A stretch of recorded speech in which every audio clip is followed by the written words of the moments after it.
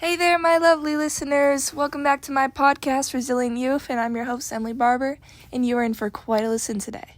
Today's episode, I'll be answering from a poll of questions that you guys, my teen audience, have submitted to my email for viewing about my team's newest product, Despondent. My product, Despondent, is inspired by drama, melodrama, and suspense conventions. Okay, listeners, sit down, take a deep breath, and relax. The question we are targeting today is, how does your product use or challenge conventions, and how does it represent social groups or issues? This question includes two parts, and first I'd like to target how my product uses or challenges conventions. Okay, my lovely listeners, to answer all your questions about our purposeful foreshadowing, I first got to talk to you about media theorist Steve Neill. Steve Neill's theory is about how the repetition of ideas over time establishes a genre, therefore creating a sense of comfort and stability for the audience because they know what to expect.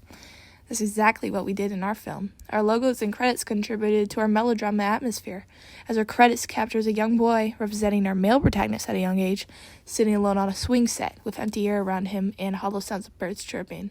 The viewer was able to gain an understanding further on into the film that this mental health trauma has been rooted into our male main character at a very young age. Unable to speak up, unable to get help, his main drive for our plot has been rooted into our credits this whole time.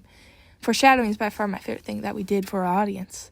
Also, we wanted our viewers to understand through foreshadowing in our logos, like our Spunk Studio opening, where a young girl climbs up a mountain, symbolic to our female protagonist Jo as she overcomes her struggles to find peace within herself, as well as our idea that our film was inspirational, which we did tend to challenge that convention quite a bit with our overbearing drama genre in the first half of our opener. But we wanted to convey to our audience that inspiration was built up by deep-rooted drama, in which I feel we executed perfectly. The other studio we worked with for the creation of Despondent was Perception Pictures. The logo of the umbrella and the lighting hitting it created a suspenseful tone early on from just the logo being introduced. Now to answer your second question, my beautiful people, how does our product represent social groups or issues? Our two contrasting male and female protagonists are a great example. They actually represent famous media theorist Judith Butler's idea about gender roles. Just think about it. When our female protagonist is first introduced in the film, she's immediately shown to be walking to get help, right? However, when our male protagonist is featured, he's seen alone, in black clothing, black lighting, he's depicted monotonely. Now think back to our film. When a female has a dark green long sleeve representing slight hope that she holds within herself, conveyed in still monotone colors, she's still not wearing black, not like our male protagonist. Our female protagonist is always pictured in her green long sleeve, representing her sheer hope within her inner self, conveying the idea of theorist Judith Butler as it is a stereotype that women have access to help while men are consumed by fragile masculinity in terms of mental illness, just for the representation of contrasting colors included in items between our male and female protagonists. Despondent having the theory of Judith Butler's gender stereotypes and rooted into layers of our film. But we were not done there. Representation was a major aspect we wanted to hit in our film. So we intertwined different aspects of Stuart Hall's theory of representation, which argues that media texts never present an accurate reflection of people or events. If we take a deeper look in our film Despondent, viewers like you guys would notice that in our film, the shot of the boy being placed in the middle of the doorway facing the crowd against him as an exit sign pictures the boy being trapped against the tendencies of the crowd.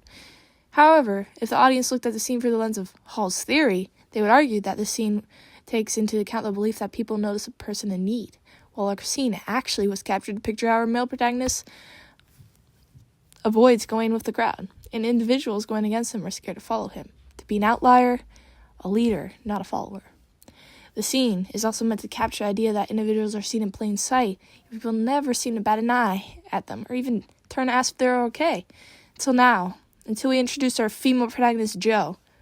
And that was the pivotal moment of our film, as we challenged Stuart Hall's theory about representation and social tendencies, while also adding a twist that the normal viewer wouldn't see coming: the meeting and connection of our two main protagonists. Now, I know you listeners have been wondering what our iconic film credits, which we talked about in the beginning of this podcast, were inspired from. So I'd love to break it down for you guys. Our film credits, consisting of a young version of our male protagonist alone on the swing set, foreshadows his future mental health problems. Our film team was inspired off of the Raging Bull credits that had a similar opening to ours, with the title card slowly appearing visible as the main protagonist was featured. We also really loved the way the series succession credits were placed, that revealed the story just by the credits. So we also took that and ran with it as we developed our final draft of our credits. All right, that's it for me today. I'm very happy you guys tuned in today, and I hope you guys have a beautiful rest of your day. See you next time.